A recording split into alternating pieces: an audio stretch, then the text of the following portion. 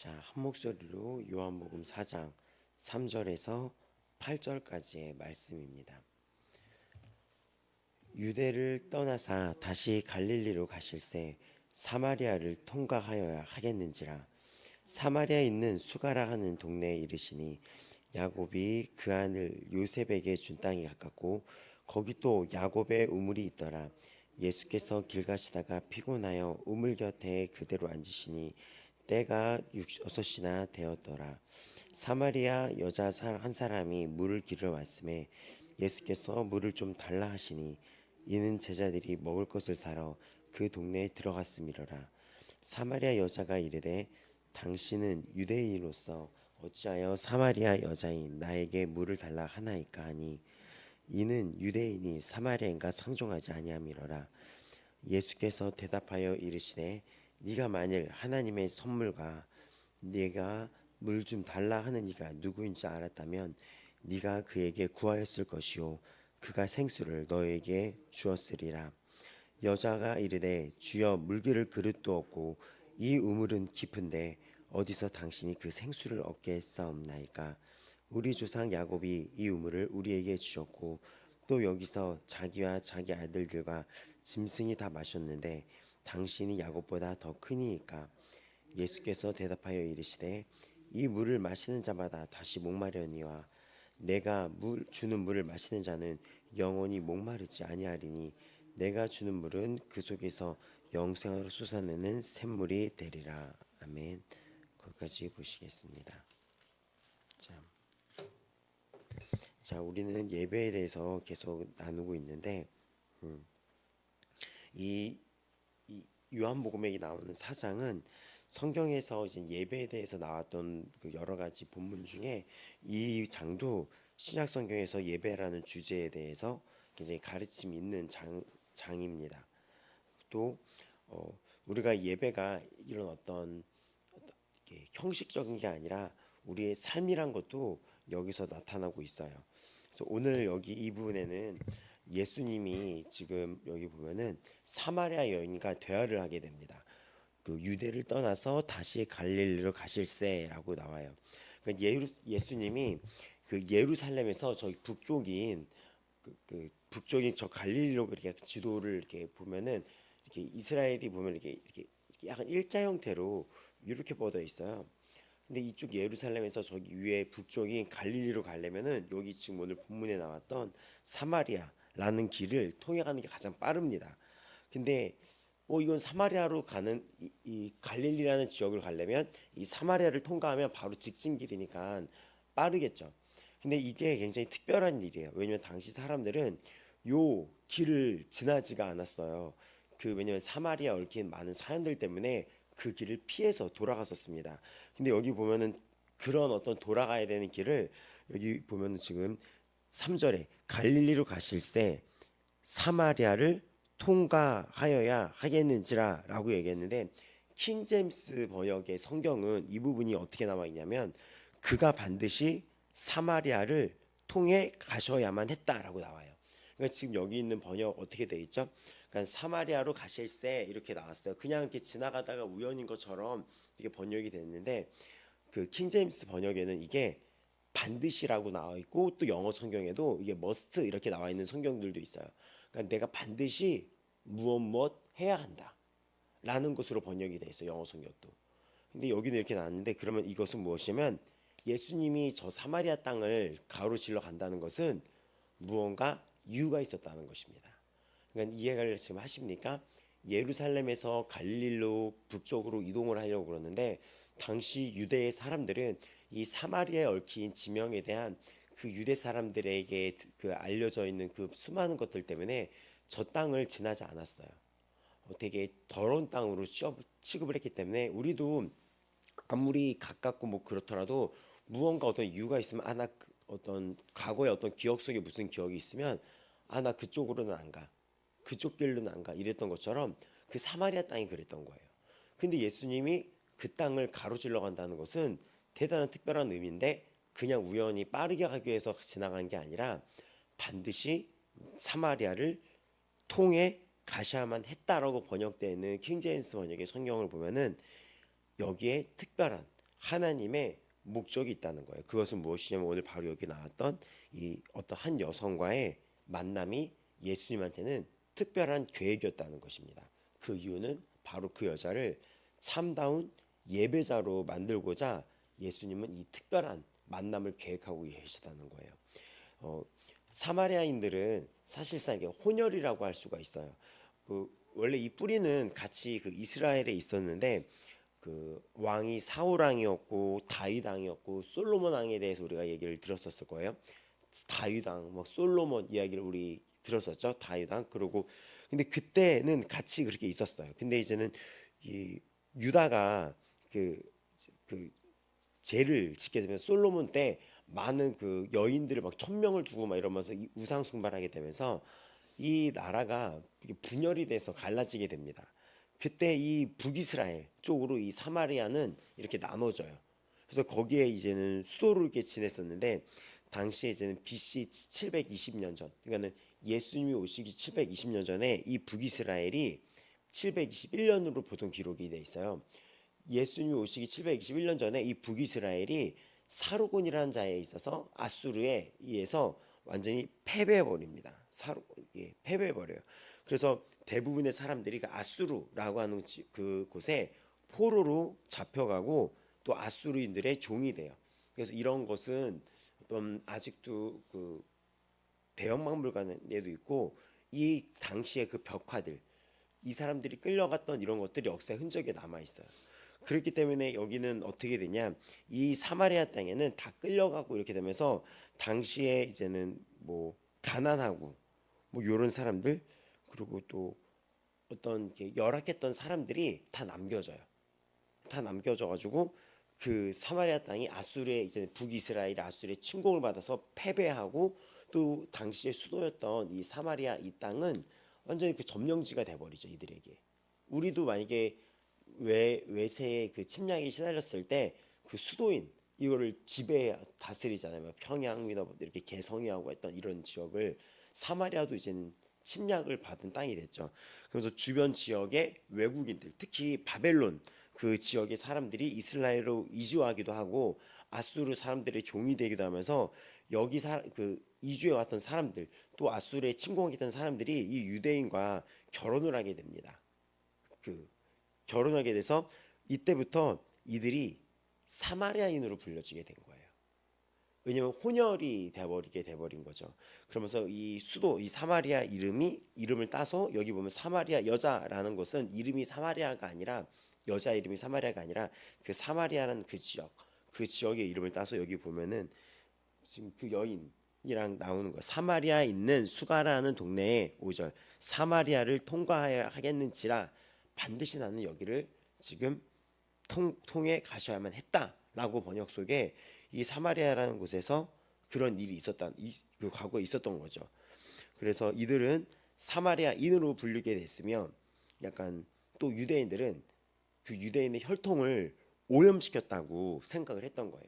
그러니까 영적으로도 되게 이방인들과 결혼했다. 왜냐하면 유대인들은 자기들은 굉장히 하나님께 택함 받은 자로서 항상 그런 어떤 그런 자부심 그런 게 있었는데 그래서 이스라엘이 아닌 사람들하고는 이들은 밥도 안 먹었었어요. 근데 이런 풍습은 예수님이 오신 후까지 계속되다가 나중에 그 복음으로 예수 그리스도의 말씀으로 그게 다 깨져버립니다. 차별을 한 거예요, 이들이. 근데 가뜩이나 우리는 다 이방 사람들이랑 이렇게 상종을 안 해 이렇게 됐는데 이들은 이방 사람들이랑 결혼까지 하고 강제로 아픔도 겪었죠. 그렇죠. 그 전쟁에는 아픈 일들이 일어나잖아요, 여성들이. 그런 일 속에서 혼혈까지 이루어지고 그 역사의 아픔도 있었는데 이 유대인들이 그로 인해서 이 사람들을 혈통을 오염시킨 자들이라고 이게 이야기를 합니다. 그래서 이 사마리아는 또 종교도 완전히 그 이방에서 다른 나라가 뭐 아수르, 뭐 바벨론 막 끼어들면서 이렇게 섞여버려요, 종교가. 그리고 이 종교도 혼합적인 게 돼버리는 거예요, 완전히. 그러니까 이들은 영적으로도 혼합돼 있고 또 육적으로도 혈통을 오염시켰다 그러면서 굉장히 안 좋은 취급을 당했었습니다. 그 땅을 되게 더럽고 오염된 취급을 당했었던 거예요. 그래서 지금 여기는 거의 뭐 우상 숭배, 또 심지어는 이 유대인들이 율법, 이 제사 의식이나 이런 것도 남아 있었어요. 그러니까 하나님을 알고 믿었던 그것도 남아 있었고, 또 우상 숭배들, 다른 이방 종교, 다른 남자들이 와서 그 이방의 종교들을 끌고 와서 강제로 믿게 했겠죠, 이 땅에. 그러니까 그런 것들이 여러 가지로 섞여 있었습니다. 그래서 이 여기 사장에 나왔던 이 사마리아라는 곳에 예수님이 가셔야 된다라는 것은, 특히 여기 지금 통과하여 하겠는지라 사절의 말은 반드시 내가 가야만 한다는 굉장한 의미가 있는 거예요. 반드시 나는 여기를 가야 한다라고 하는 거죠. 그래서 이들은 되게, 또 오늘 이 대화 속에 보면 유대인들은 하나님께 심지어는 이 제사장, 참된 예배를 가르쳐 줄 제사장도 보내달라고 간청까지 했었어요. 이 여기를 보면은. 근데 이 내용 속에 담겨 있는 내용을 보면 이들은 제사장까지 가서 우리도 예배를 드리고 싶은데, 이 남과 이 북이, 남유다랑 북이스라엘이 갈라진 상황에서 예루살렘에서 그때 모여 성전에서 예배를 드렸는데, 이들은 막 그런 취급을 받게 되면서 여기 자기들이 그리심산이라고 나와요. 그리심산. 이렇게 보면 그리심산에 성전을 세워서 따로 자신들의 방식으로 예배를 세워 나갑니다. 여기 보면은 21절, 여자여 내 말을 믿으라, 이 산에서도 말고. 20절, 우리 조상들은 이 산에서 예배하였다라고 나와요. 이 산에서 예배하였다, 이렇게. 근데 이 산에서 예배하였다, 이 산은 어떤 거냐면은, 그들이 이제는 그리심산이라는 그 산에 성전을 세워서 자신만의 방식으로 예배를 드렸었습니다. 그래서 이런 곳에서 계속 예배를 드렸고, 뭐 자기만의 이렇게 예배에 대해서 진행을 했었던 거죠. 근데 이때 그러니까 여기 사람들은 그래서 실제로 문둥병자 취급, 당시 나병 환자라 그래가지고 문둥병자 취급을 받을 정도로 똑같이 어떤 질병이 걸린 것으로 생각을 했었어요, 이곳을. 그러니까 되게 경멸시 여기고, 멸시를 받고, 무시당하고, 버려지고, 아픔이 있던 곳이 이곳이었습니다. 이곳이었어요. 근데 나중에 예수님이 그 하늘로 승천을 하세요. 이제 십자가에 달려서 돌아가셨다가 주께서 승천을 하시게 됩니다. 그때 주님이 지상 명령을 주세요. 그게 사도행전 1장 8절에 자세히 나오는데, 오직 성령이 너에게 임하시면, 내가 이제 승천하면 나의 일을 너희가 하게 될 건데 성령이 너희 안에 거하게 될 거다. 근데 성령이 오직 너에게 임하면 너희가 그 능력, 권능, 디나미스라고 하는 그 능력을 받고, 그 능력은 어떤 능력이라고 그때 말씀드렸습니까? 디나미스라는 것은 다이나마이트, 그 영어의 어원이 돼서 다이나마이트 폭탄 들어봤죠?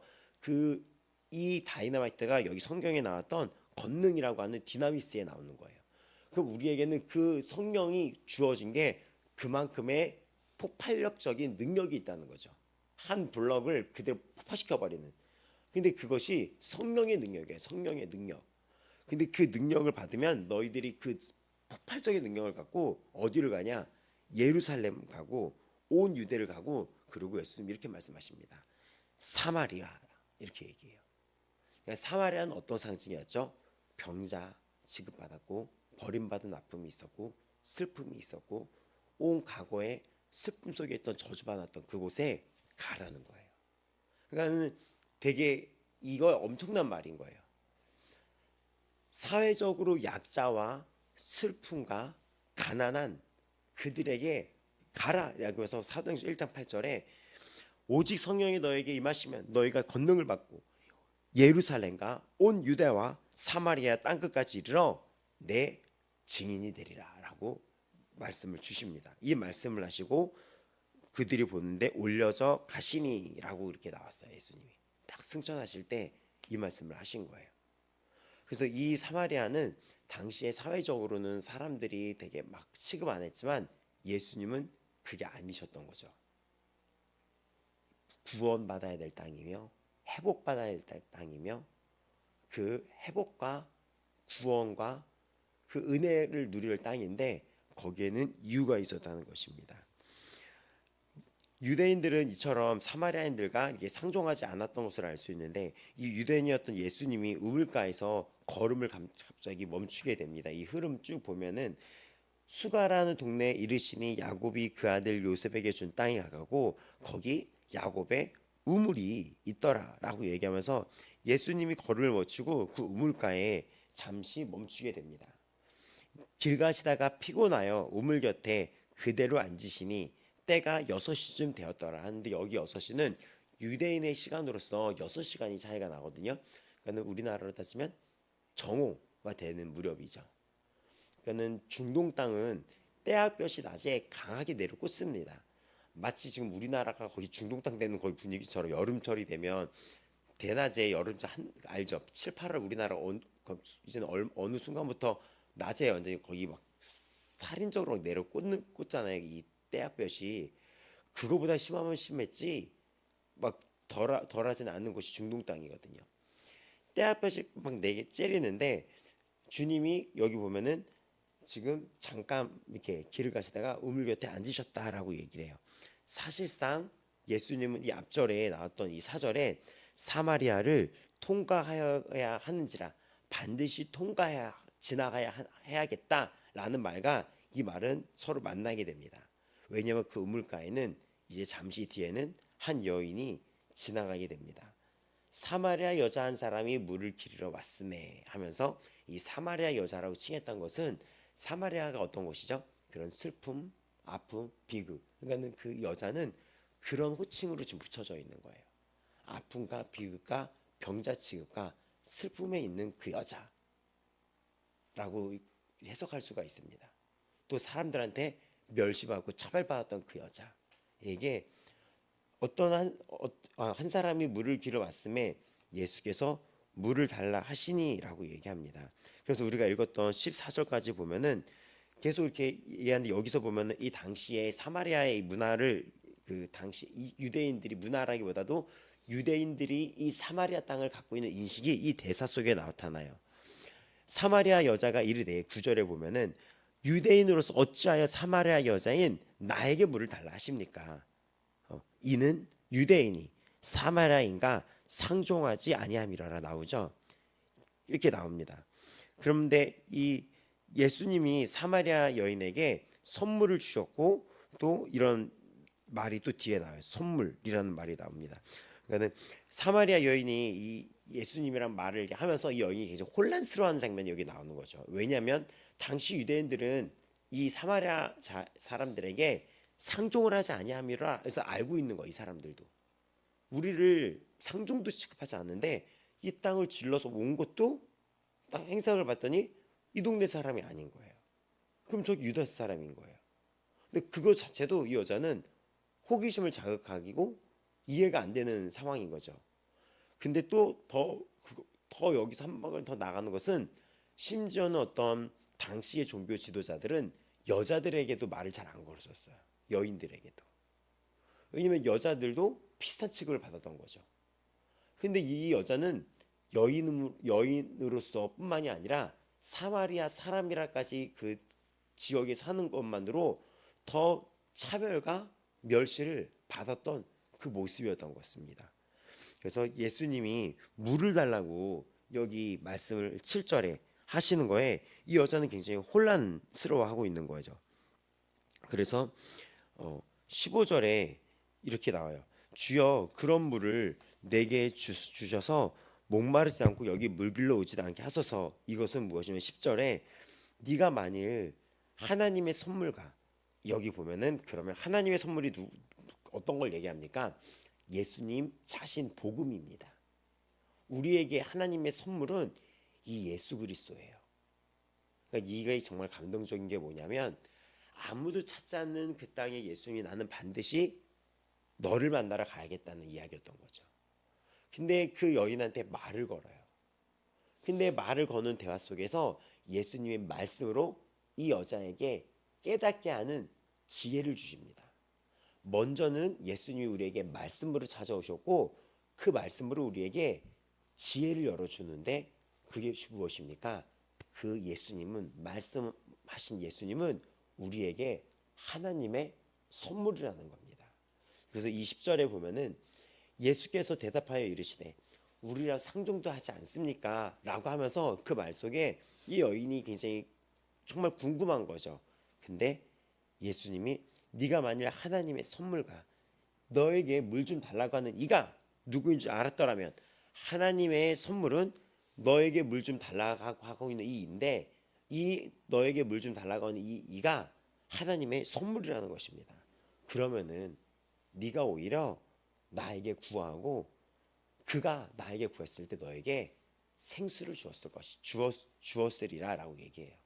그럼 여자가 주여 그릇도 없고 이 우물이 깊은데 당신이 어떻게 나한테 생수를 주냐고 이 여자가 얘기를 하는 거죠. 그 예수님이 이렇게 얘기하는 거죠. 너하고 지금 말하고 있는 이가 너 누군지 알면은 이게 하나님의 선물인 것과 내가 너에게 이런 물을 너에게 줬을 것이다. 근데 당신은 그릇도 없고 그릇이 없는데 손으로도 이게 깊어서 풀 수도 없는데 당신은 어떻게 그걸 얻겠습니까? 라고 얘기를 해요. 그래서 또 우리 조상 야곱이 이 우물을 우리에게 주셨고 또 여기서 자기와 자기 아들들과 짐승이 마셨는데 당신이 그 야곱보다 더 큰 사람입니까? 예수께서 대답하여 이르시되 이 물을 마시는 자마다 다시 목마르려니와 내가 주는 물을 마신 자는 영원히 목마르지 아니하리니. 오늘 우리에게 주시는 말씀입니다. 하나님은 우리에게 선물, 복음, 예수 그리스도 선물을 주셨고 또 예수님은 우리를 반드시 만나야 하겠다고 하면서 우리 삶에 찾아오신 분이에요. 결국 여러분 이 성경을 통해서 우리가 알아야 될 거는 이 사마리아 여자는 우리인 거예요. 우리. 슬픔과 아픔과 어떤 멸시와 어떤 비밀 속에 이 저주받은 이 땅에 살고 있었던 우리였던 거예요. 근데 주님이 우리에게 나는 반드시 너를 만나야 돼 라고 얘기합니다. 그리고 이는 하나님의 선물이라고 이야기를 해요. 바울의 서신서는 그래서 이 은혜를 하나님의 선물이라고 이야기를 합니다. 하나님의 선물과 또 내가 주는 물을 마시는 자는 영원히 목마르지 아니하며 내가 주는 물은 그 속에서 영생하도록 솟아나는 샘물이 되리라. 그래서 이거는 하나님의 약속이죠. 우리가 기도할 때 이 말씀은 능력이 있고 생명력이 있거든요. 이 말씀 붙잡고 기도를 하시면 굉장히 힘이 됩니다. 왜냐? 이 현대인들에게 주는 공격은 무엇이냐면 그 마음에 결핍을 자극해서 그 사람을 자꾸 외롭고 우울하게 만드는 공격을 해요, 사단이. 그래서 이 사람들이 마음의 결핍 때문에 자꾸 무언가를 채우려고 중독에도 빠지고 자꾸 이 중독을 끝나면 이 중독으로 옮겨가는 게 자꾸 무언가를 대체하려고 하는 거예요. 그러니까 무언가 갈증이 나 있는 거거든요. 근데 예수님은 그런 이 땅에 이런 슬픔의 땅에 갈증난 땅에 그 예수님은 우리에게 선물인 거죠. 근데 그 말씀이 뭐라고 말씀하십니까? 다시는 내가 주는 물을 마시면은 네가 영원히 목마르지 아니한다. 이 물을 마시는 자마다 다시 목마르려지만 이 물은 어떤 물입니까? 그 우물물이죠. 근데 내가 주는 물은 영원히 목마르지 아니한다라고 말합니다. 이거는 성경 약속이죠. 이 말씀 붙들고 기도하셔야 됩니다. 하나님의 말씀은 살아있는 말씀이에요. 그리고 활력이 있다 그랬어요. 그 히브리서의 4장 12절이죠. 활력이 있고 하나님의 말씀은 살아있고 활력이 있고 좌우의 날선 어떤 것보다도 예리하여 혼과 영과 및 관절과 골수를 찔러 쪼개기까지 하며 또 마음의 생각과 뜻을 판단하신다라고 얘기하는 거죠. 그 말씀은 엄청난 힘으로 그 어떤 것도 막을 수가 없어요. 근데 그 말씀이 지금 어떻게 들어왔습니까? 다시는 목마르지 아니할 거야. 다시는 네가 목마르지 않을 거야. 그러면 이 땅에 수고하고 목마른 자, 짐진 자, 목마른 자들은 이 말씀을 붙잡고 기도해야 되는 거예요. 아멘. 이 불을 저에게 오늘도 부어주소서. 하나님, 이 생수, 이 말씀을, 하나님의 선물, 이 말씀을 저에게 생수의 잔이 흘러넘치게 하여 주옵소서. 여자가 이르되 그렇게 말합니다. 주여, 그런 물을 내게 주소서. 목마르지도 않고 또 여기 물길러 오지도 않게 하소서라고 이렇게 얘기를 해요. 근데 이제는 이 여자도 그 물이라는 의미가 무엇인지 조금씩 조금씩 차츰차츰 지혜가 열리고 있어요. 이 물을 말한다는 게 아니잖아요. 이 우물물이 아니면 그럼 어떤 물일까? 그 물을 저에게 주소서라고 했는데 이 대답에는 이 여자의 삶의 고단함이 있습니다. 왜냐하면 그 여인이 12시 정오에 이 여인이 우물물을 길러 맞다는 것은 사람들이 다니지 않는 그 정오 막 떼약볕이 있는 사람들의 시선을 피해서 이곳에 왔다는 거예요. 그거는 이 삶에 지쳐 있는 여성에게 예수님은 이런 말씀을 던집니다. 4장 우리 16절부터 보면은 이르시되 가서 네 남편을 불러와라. 여자가 대답하여 이르되 나는 남편이 없나이다. 이렇게 얘기해요. 예수께서 네가 남편이 없다 하는 말이 옳도다라고 얘기해요. 예수님은 더 나아가서 이 사마리아 여인의 제약된 삶에 대해서도 다 알고 계셨습니다. 이게 예수님이 우리가 아직 죄인되었을 때 우리를 대신하여 죽었다는 거예요. 우리가 그냥 아직 그냥 죄인인 상태인 우리를 만나러 오신 거예요. 그러니까는 내가 이런 아직 이 죄인 되었을 때 그냥 이 죄인인 나를 주께서는 알고 계셨고 그거를 알고 계시다는 것을 밝혀주십니다. 근데 지금 그러니까는 여자가 대답하여 나는 남편이 없다. 예수께서 이르시되 네가 남편이 없다 하는 말이 옳도다. 너에게는 남편이 5이 있었다. 이렇게 얘기를 하는 거예요. 지금 있는 자도 너의 남편이 아니니 너의 말이 참되다라고 말씀하십니다. 이때 이 말씀 속에 여자가 19절에 이렇게 얘기합니다. 내가 보니 주여 선지자로서이다 라고 얘기하면서 하나님의 갖고 있는 속성은 하나 갖고 있는 거 뭐냐면 전지다 그래갖고 모든 지혜와 지식에 다 총괄하신 다 알고 계신 분이에요. 근데 이 여인이 그 전지하고 전능하신 그 하나님을 딱 만났듯이 바로 지금 이런 대답을 합니다. 내가 보니 선지자로이다 라고 이런 대답을 합니다. 그러면서 이분은 이 여인은 나중에 이 깨달음을 4장 29절에 보면은 내가 행한 모든 일을 내게 말한 사람을 와서 보라.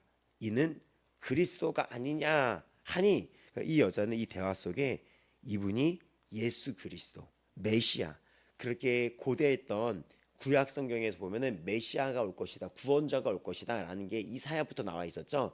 너희들에게 종이 올 것이다, 영원한 종이. 근데 그 종이 오면 너희 눈을 뜨게 할 것이다. 이런 말씀을 이 유대 사람들은 알고 있었고 심지어 사마리아인조차 알고 있었어요. 근데 갑자기 그 수백 년 동안 이 이스라엘 사람들에게서 전해 들어왔던 그 예언, 이 땅의 눈먼 자들의 눈을 뜨게 할 것이며 갇힌 자들을 풀려나게 하는 그 메시아가 오신다는 것에 이 말씀 속에 그 눈이 열리게 됩니다. 그래서 지금 보면은 29절에 내가 행한 모든 일을 내게 말하는 사람을 와서 보라 라고 얘기합니다. 예수를 만났을 때 이 여인은 자신이 얼마나 죄인인 것을 마주하게 되며 주님은 그 말씀 속에 이 모든 것을 주님 알고 계시다는 것입니다. 그래서 예수님을 딱 만났을 때 이 예수님이 여인의 삶에 죄를 빛으로 밝히세요. 이 말씀으로. 그리고 그로 인해서 우리가 이제는 이걸 알게 될 것은 두 가지 사실은 첫 번째 예수님은 이 메시지 진리가 된 말씀 속에서 이 말씀을 전하면서 너는 나를 알면 생수의 강을 생명의 이 샘을 얻게 될 것이다라고 했었을 때 이 여인의 눈이 밝습니다. 그러니까 예수님은 우리에게 영원한 생명을 주신다는 말이에요. 거기에 눈이 열려요. 또 이 예수님의 이 엄청난 전지함, 이 하나님의 전지함 속에 하나님은 나에 대한 과거의 모든 것을 알고 계시다는 거에 눈이 열리게 됩니다. 그러면 오늘도 지금 우리에게 찾아오신 예수님은 우리의 과거의 모든 것을 알고 계심에도 불구하고 우리가 죄인인 걸 알고 계심에도 불구하고 나를 만나러 오셨다는 거죠. 내가 과거에 이런 하나님 앞에 부끄러움과 이런 죄가 많았음에도 불구하고 나를 만나러 오셨는데 이 만남이 반드시 만나야 했다는 거예요. 오늘날의 나를. 이런 이 죄인이었던 나를 생각하면 나는 이것 때문에 심판받아 마땅할 자이지 주님이 나를 반드시 만나야 될 자는 아니거든요. 그렇죠? 이해가 되십니까? 나의 과거에 지었던 모든 것을 주님이 알고 계시다면 나는 심판받아야 될 자이지 나를 반드시 주님의 특별한 목적으로 만나야 될 그 계획에 내가 지금 있다는 거에 우리는 지금 엄청나게 놀라워해야 되는 거예요. 또 그 메시지가 처음에 나는 너에게 영원한 생명을 주러 왔다. 이는 하나님의 선물이다라고 하면서 찾아오게 되는 것입니다. 그리고 나는 이 하나님의 선물을 너에게 반드시 주기 위하여 너를 만나러 왔다는 것입니다. 근데 거기에 또 은혜가 그 말씀의 빛 앞에 이 죄가 다 드러나는 거예요. 이 모든 것들이.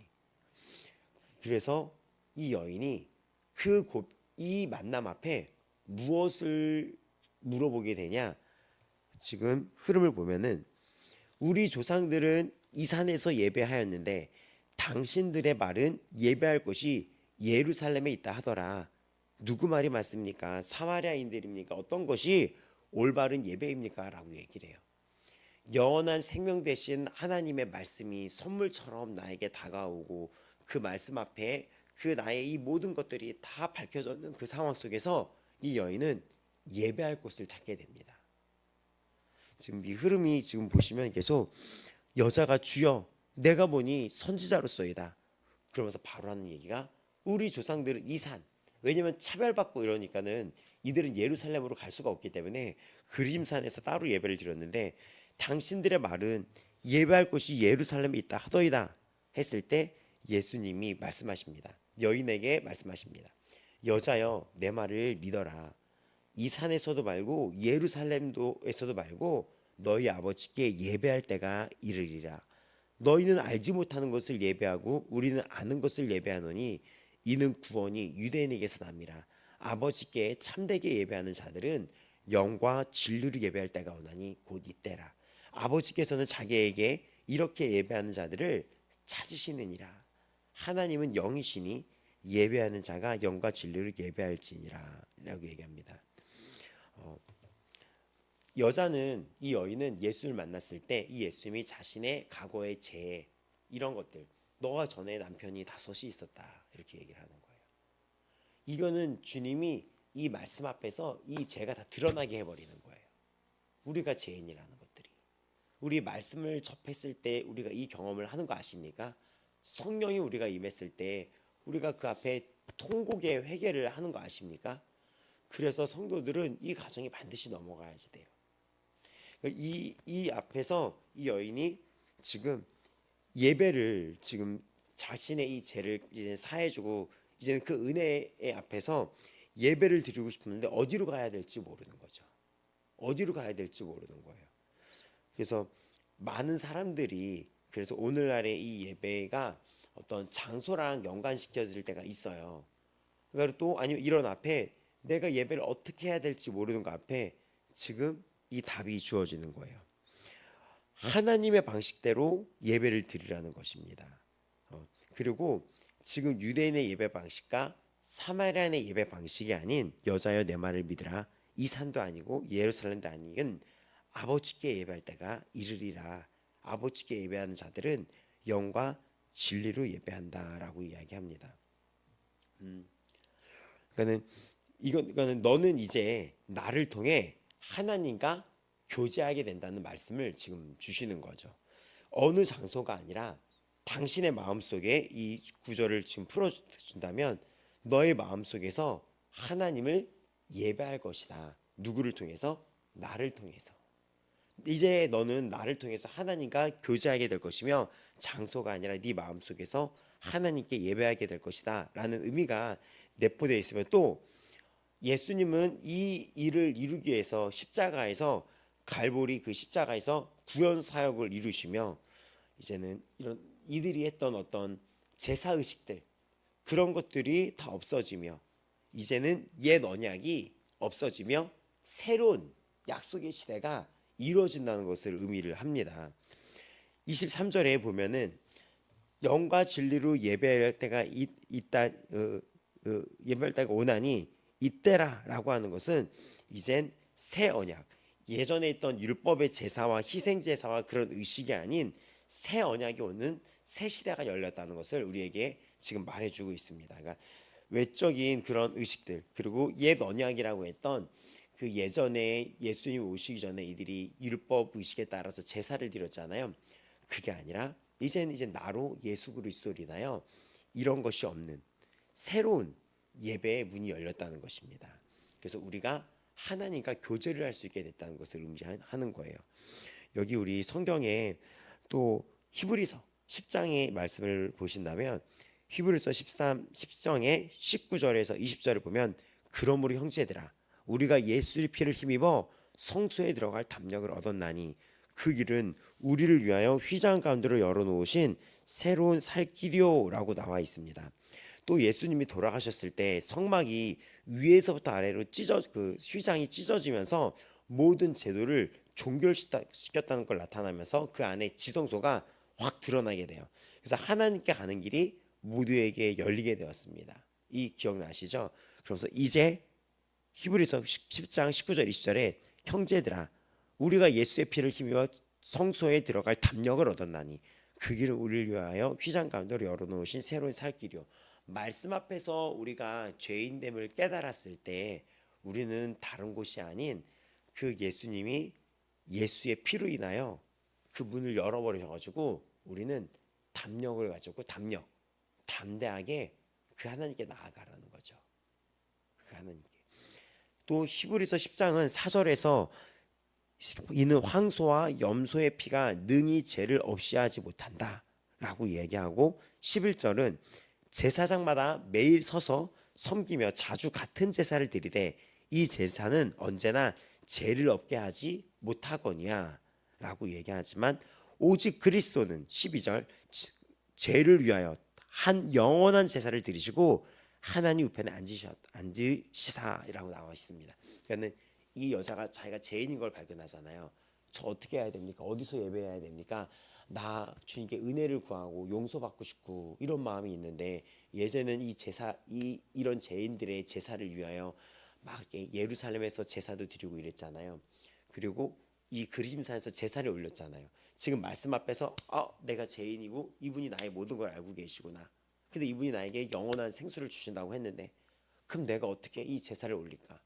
이 유대인들의 이 율법 세계에서는 이 하나님께 나아가는 방법은 이 제사를 통하여 이런 제사를 통하여 내가 짐승의 죄를 그 피를 뿌리고 이렇게 되면서 내가 주님 앞에 나아갈 수 있는 그 기회를 얻게 됐는데 당신은 예루살렘에서 하고 이 나라 사람들은 여기서 한다는데 나는 어떻게 해야 됩니까? 어떤 게 맞는 말입니까?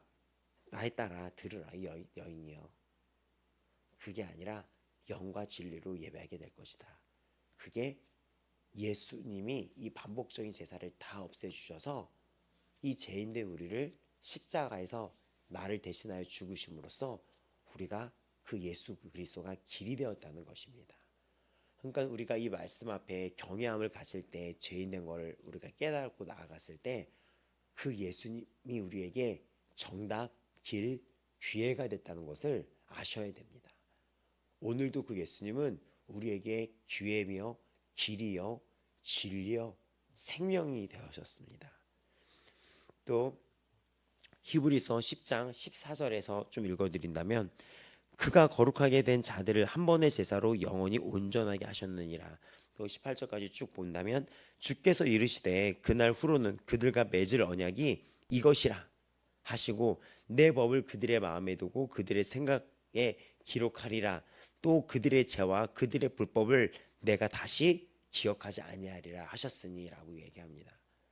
여러분 이 회개라는 것은 그들의 죄와 그들의 불법을 내가 다시 기억하지 아니하리라 하면서 여러분이 주님을 붙잡는 이 경건의 훈련 속에 예수를 붙잡는 훈련을 날마다 하셔야지 되는 거예요.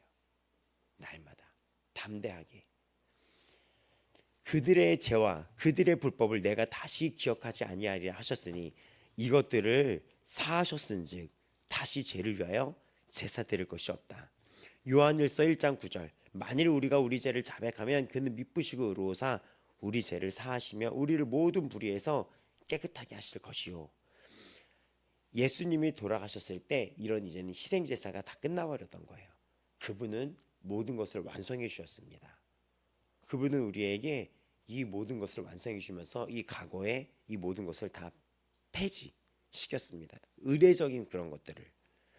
그리고 또 이 안식일이라고 하는 이 의미도 우리에게 레위기 23장 3절에 보면은 엿새 동안은 일할 것이요 일곱째 날은 안식일이니 이는 성회의 날이라 라고 얘기하면서 안식일 성회의 날에서 얘기하고 있는데, 모든 이 안식일의 이 개념에서는 이 안식과 예배라는, 안식일은 예배라는 그 개념이 있어요. 그리고 또 레위기 25장을 보면은 우리가 안식년이라고 있어요. 7년째 되는 날엔 안식년이 있고, 그 년에는 밭에 뭐 파종도 하지 말고 1년 동안 예배에만 집중하는 날이고, 또 하나는 50년마다 뭐가 아니면 희년이란 것이 있었어요. 그때는 뭐 나팔소리한 게 노예와 포로가 해방이 되었던 것입니다. 그러니까 지금 제가 드리려는 것은 무엇이냐면은, 우리가 이 예배라는 개념이 주일날 이 성전에 나와서 이 예배당에 나와서 드리는 게 다가 아니라는 것을 지금 설명해 드리는 것입니다. 이 일요일날 나와가지고 여기서 예배 드리는 건 물론 해야 되겠지만 그게 다가 아니라 예수님 자신이 안식일의 주인이 되신 거예요. 그러니까 우리는 따지고 보면은 날마다 안식일로 주님과 같이 보내게 되었다는 것입니다.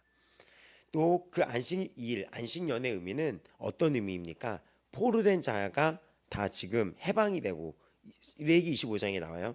난민이 다 해방이 되고 뿔나팔 소리와 함께 각자 자기 소유주로 돌아가면서 가족에게로 돌아간다는 것이 안식년, 또 희년, 이런 노예와 포로를 해방시켜주는 그 행사를 가졌습니다. 이때는. 그러니까 뭐 7년째 되는 해에 안식년이라고 해서 7년째 되는 1년 동안은 예배만 집중을 했다는 거예요. 그리고 또 50년마다 그 노예들이 다 풀려났던 일이 있었던 거죠. 근데 이 모든 것은 지금 어떠한 이 상징이 있냐면, 예수님이 십자가에서 이 모든 것을 해방시키는 그런 상징이 여기 담겨 있습니다. 그래서 우리가 누가복음 4장 18절 19절에 보면은 주의 성령이 내게 임하셨으니 이는 가난한 자에게 복음을 전하게 하시려고 내게 기름을 부으시고 나를 보내사 포로된 자에게 자유를, 눈먼 자에게 다시 보게 함을 전파하며 눌린 자를 자유롭게 하고 주의 은혜의 해를 전파하게 하려 하심이라. 주의 은혜의 해가, 그러니까 그 전에 나왔던 안식년, 희년이라는 그 상징처럼 주의 은혜의 해가 주님이 오셔서 우리에게 주신 지금 이 은혜의 해, 지금을 말합니다. 그래서 이 지금은 눈먼 자를 보게 하고 또 눌린 자를 자유롭게 하고 또 포로된 자에게 자유를, 가난한 자에게 복음을, 지금 이 레위기 25장 10절에서 13절에 나오는 이 부분은 지금 상징이었던 거예요. 예수님 오시는. 또 누가복음 14장 20절 21절에 보면 책을 덮어 그 맡은 자에게 주시고 앉으시니 회당에 있는 자들이 다 주목하여 보더라. 이 글이 너희에게 오늘 응하였다라고 말씀을 하세요. 이 글이 그 예수님이 이사야에 나온 말씀을 읽거든요. 근데 그 말씀이 뭐였냐면, 예수님이 오시면 성령이 임하고 이 예수님이 오시면은 가난한 자에게, 심령이 가난하고 이런 사마리아 여인 같은 자에게 기쁜 소식이, 소식이 전하되며 또 포로된 자에게 자유를, 눈먼 자가 보게 하면서 해방과 눌린 자가 자유롭고 이런 은혜를 구하게 될 것이다, 누리게 될 것이라고 전하는데, 예수님이 이걸 딱 덮으시면서 이 글이 오늘날 너희 귀에 응하였다라고 얘기합니다. 예수님 자신이 희년의 상징이면서 예수님은 수고하고 무거운 짐진 자들아 다 내게로 와라, 내가 너희를 쉬게 하리라 라고 했던 마태복음 11장 28절처럼 지금 예수님께서 지금 안식일은 예수님의 그림자, 실제는 예수님인 거죠. 그러니까 이 말은 무엇이냐면, 우리가 예배라는 그런 이 인식이 주일날만 와서 이렇게 앉았다가 가고 이런 어떤 예배가 아니라, 이 안식일의 주인, 그리고 안식년, 희년의 상징이 예수님인 건데, 예수님 우리를 자유롭게 하고 눌린 자를 풀어주고 눌린 자를 자유롭게, 포로된 자를 자유롭게 하고 그 눈을 뜨게 했던 그 안식일 희년이 바로 지금 은혜의 해, 주님이 오신 지금 이 시간, 주님과 함께하는 이 시간이라는 겁니다. 그럼 우리는 날마다를 그런 안식의 그 기쁨, 날마다를 그 희년의 기쁨, 날마다를 그 자유의 기쁨 속에서 우리가 주님을 기억하면서 살아가는 것이 예배의 중심의 또 태도의 한 부분이라는 거예요. 예배에 우리가 알아야 될 것은 경외심을 갖고 주님 앞에 내가 죄인이란 것 같고 그분을 두려워하며 그분 앞에서 내가 두려워 떨면서 말씀 앞에서 경외심을 갖는 것이 맞습니다. 내가 죄인됨을 그 말씀 앞에서 알고 하나님이 전능하신 분이시며 하나님은 구원과 심판의 주이시며 소멸하는 분이기 때문에 우리는 경건하고 두려움으로 나아가라고 히브리서에서 우리가 같이 나눴습니다. 근데 그 와중에 그 주님이 우리에게 어떤 주님이신지, 지금 이 시대에 나에게 성령을 주신 이 시대가 어떤 시대인지 또 알아야 될 게, 주님은 나에게 눌려있는 나에게 사마리아 여인에게처럼 나에게 자유를 주셨다는 그 기쁨도 우리가 기억하셔야 되는 것입니다. 그러니까 이 예배에는 하나님에 대한 기쁨과 감사가 삶으로 연결돼야 되며, 그래서 성경은 우리가 매일 기뻐하라고 그랬죠. 그러면서 이 기쁨과 이 충만한 감사함 속에서 하나님을 경외하는 마음을 가져야 되는 것이에요. 그래서 이 은혜와 경외심은 같이 가는 거라고 그랬었습니다. 하나님을 은혜만 생각하고 두려워하지 않는 이 시대가 예배를 좀 먹게 하고 이상하게 만들었는데, 그 하나님의 진정한 감사는 이 경외심에서 나오는 거예요. 그 말씀에 비답해서 내 아이 죄가 다 이렇게 다 밝혀졌는데, 이 죄인된 나에게 주님은 다시는 제사를 지낼 필요가 없고 예수님이 단 한 번의 제사가 되어 우리를 용서하시고 단 한 번의 제사로 이 우리의 죄를 기억하지 않으셨다고 지금 말씀하십니다. 그럼 그 은혜 앞에 겸손하게 그 주의 십자가 앞에 우리가 기도하며 기쁨으로 나아가면서 경외심을 반드시 갖고 나아가야 되는 것입니다. 그러니까 골로새서 2장 16절 17절에는 그러므로 먹고 마시는 것과 절기나 초하루나 안식일을 이유로 누구든지 너희를 비판하지 못하게 하라. 이것들은 장래일의 그림자이나 몸은 그리스도의 것이니라. 우리는 또 히브리서 10장 20절 22절에 그 길은 우리를 위하여 휘장 가운데로 열어놓으신 새로운 살 길이요 휘장은 그의 육체니라. 휘장이 이렇게 찢어졌잖아요. 이제는 휘장 가운데 열어놓으신 새로운 살 길이요 휘장은 그의 육체니라. 하나님의 집 다스리는 큰 제사장이 계심에 하나님께 우리가 나아가자라고 히브리서는 말씀하십니다. 또 이거에 대해서 이 사마리아 여인에 대해서 이렇게 대답을 하는 거예요. 영과 진리로. 그 예수께 우리가 바라봤을 때 길이 열려버린 거에 된 겁니다. 그리고 그 예수님의 길이 열리면서 우리에게 진정한 자유를 주신 거예요. 그래서 우리가 알아야 될 게 무엇이냐면, 오늘 이제 결론을 내린다면,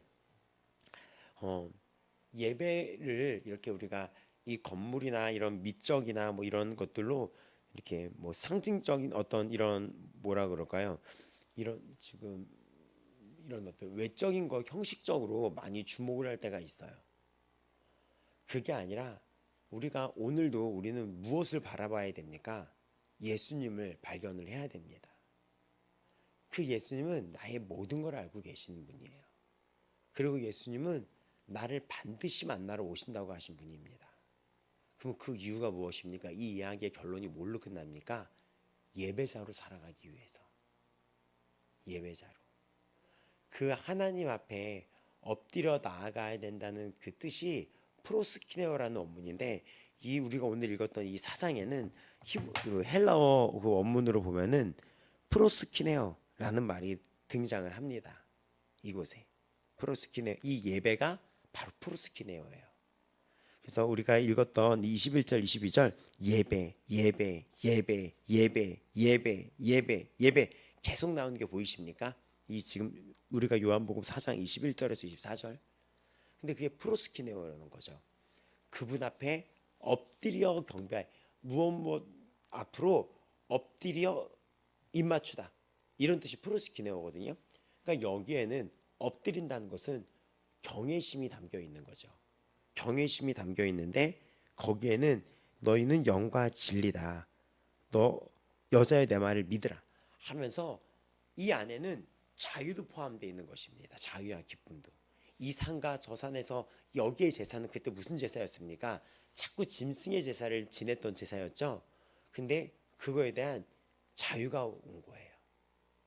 예수 그리스도의 그 희생 제사가 우리에게 영원한 단 한 번의 영원한 구원의 길을 열어주고 새로운 살 길을 열어주셨습니다. 그러면 예배에는 우리가 알아야 될 게 뭐냐면 그 주님 앞에 감사해야 되는 것이며 그 예수님이 어떻게 이 길을 여셨는지에 대해서 이 사순절 기간에 내일부터 4월 달이잖아요. 4월 달 이제는 지나면은 이 고난 주간도 들어가고 얼마 남지 않았거든요. 그 예수님이 어떻게 새로운 살 길이 되었나, 예수님이 어떤 거를 다 이제는 이런 제사 의식들을 다 폐하고 완성을 시켰나, 예수님이 나의 모든 죄를 전가해서 다 가져가셨습니다. 그리고 그 문을 여셔서 하나님과 화목되게 하셨어요. 그 예수님이 우리에게 눈먼 우리를 자유를 주셨고 영원한 생수의 강으로 우리를 인도하셨습니다. 그리고 이는 하나님의 선물이라고 말씀하셨고 영원한 생수의 강이 흐르게 한다고 하셨어요. 다시는 목마르지 않고 영원한 생명을 주신다고 말씀을 하신 것입니다. 그리고 우리가 이 모든 죄인인 걸 알면서도 죄인이 우리를 반드시 만나러 왔다는 것이 됩니다. 우리가 죄인인 걸 알면서도 반드시 나를 만나러 왔다는 거예요. 내가 이런 죄인이고 이런 죄의 문제가 있는 나를 알면서도 오늘이란 이 시간도 주님은 반드시 나를 만나야 하겠다고 말씀하고 계십니다. 오늘 우리가 그 예수님을 만났습니다. 그리고 이 말씀을 통하여 만납니다. 그리고 예수님이 말씀에서 우리가 죄인 된 것을 다 알고 계심에도 불구하고 우리를 대신하여 모든 반복적인 제사를 폐하고 단 한 번의 희생 제사로 제물로 이 여인이 죄인인 걸 알잖아요. 근데 내가 너에게 이런 영원한 생수를 주겠다는 것은 내가 너를 위하여 죽겠다라는 거예요. 내가 너를 대신하여 죽기 위해 나는 반드시 너를 만나러 왔다, 이렇게 말씀을 하시는 것입니다. 오늘도 그 예수님을 우리가 만난 거예요. 오늘도 그 예수님을 통하여 우리가 만났는데 내가 너를 반드시 만나러 왔는데 그 이유 속에는 수많은 의미가 있는 거죠. 너를 예배자로 만들 것이다. 예배자로. 네가 예배자가 되고 하나님과 합평할 수 있는 이유는 내가 과거에 네가 이런 여인인지 난 알고 있다. 네가 남편이 5이 있었다. 지금도 너는 지금 그런 생활을 이어가고 있다. 근데 나는 오늘 너를 반드시 만나야 했다. 왜냐? 너에게 영과 진리로 예배하는 예배자인 너를 만들고 예배자인 너를 찾기 위해서였다. 나는 예배자인 너를 만나기 원하고 너를 찾는다 라는 것입니다. 주님이 이 모든 희생 속에서 오늘 나를 만난 이유는 또 오늘 나를 위하여 대신 돌아가시며 나를 위하여 반드시 죽기로 결심하신 그 예수님은 나에게 영과 진리로 예배하는 예배자가 되기를 원하셨다는 것입니다. 오늘도 그 예수 그리스도의 십자가 희생을 기억하시기 바랍니다. 그리고 여기 나왔던 이 예배의 원어는 프로스키네어라고 엎드린다는 거예요. 그분을 경외하면서 하나님을 두려움과 떨림으로 구원을 완성하면서 우리가 경외하면서 그분에 대한 감사와 이 기쁨의 감격 속에 주의 은혜를 기억하며 살아가는 성도들이 되기를 축복합니다. 오늘도 그 예수님을 바라보며 이 사마리아 여인이 바로 나라는 거예요. 뒤에 이 여자는 이 예수님이 자신한테 이제 어떤 존재인지를 깨닫게 되고 29절에 보면은 이 예배자의 모습이 어떻게 발전이 되냐면은 28절, 29절, 30절까지 쭉 보면은 32절까지 쭉 이걸 쭉 내려가서 보면은 이 여자는 삶의 예배자가 됩니다. 어떻게 예배자가 됩니까? 삶을 통하여 이제 숨어 살고 죄에 눌려 있는 자가 아니라 죄에서 자유함을 입고 사람들에게 복음을 전하는 이 여자가 또 하나님의 선물을 전하는 이 복음의 삶을 살아가게 돼요. 그래서 이 여자가 28절 29절에 보면 어떻게 대하는 줄 아십니까? 이 여자가 물덩이를 딱 던져버리고 마을 사람들에게 동네로 뛰어들어갑니다. 그래서 와서 보라 라고 소리 질러요. 와서 보라. 그래서 많은 사람들이 그들이 동네에서 나와서 예수께로 오더라 하면서 이 여인이 통로가 돼요. 예수께로 올 수 있는. 이 모든 이 사장은 예배자에 대한 모습입니다. 우리가 어떻게 예배자가 됐는지, 먼저는 예수님이 말씀으로써 그 말씀과 계시와 지혜로 우리의 눈을 열어주셨습니다. 근데 그 말씀과 지혜와 계시는 그분이 영원한 생명이 된다는 그 선물로 우리에게 다가온 거예요. 근데 그 말씀 앞에 나는 죄인이거든요. 다 알고 계시거든요. 그럼에도 불구하고 주님은 나에게 오셔서 그 지난 이 반복적인 이 고단한 삶 속에 자유를 주신 것입니다. 이 말씀 우리가 보면서 우리도 이 땅의 빛으로 살아가는 예배자가 되고 오늘 하루도 경외심을 갖고 살아가시길 바랍니다. 다 같이 오늘 기도하시겠습니다.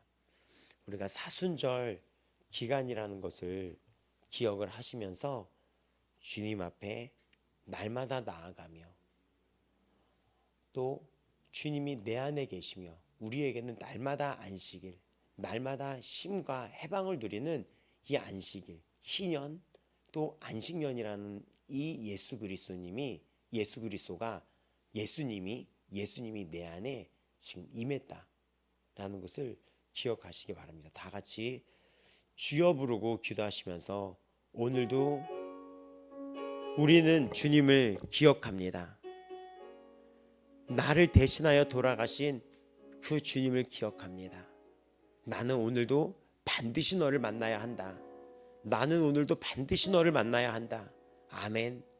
나는 오늘도 반드시 나는 너를 만나러 가야 한다. 나는 반드시 너를 만나야만 한다. 하나님의 선물이며 이것은 또 영원한 생수를 너에게 주기 위함이라. 또 나는 영과 진리로 예배하는 자를 찾는다.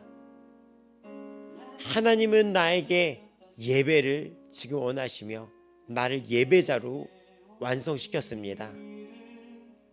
이 시간 기도하며 하나님, 주님의 뜻에 따라, 주님의 목적에 따라 내가 오늘 하루 영과 진리로 예배하는, 감사와 기쁨과 경외심으로 주님을 예배하는 예배자로 나아가 주님의 기쁨이 되어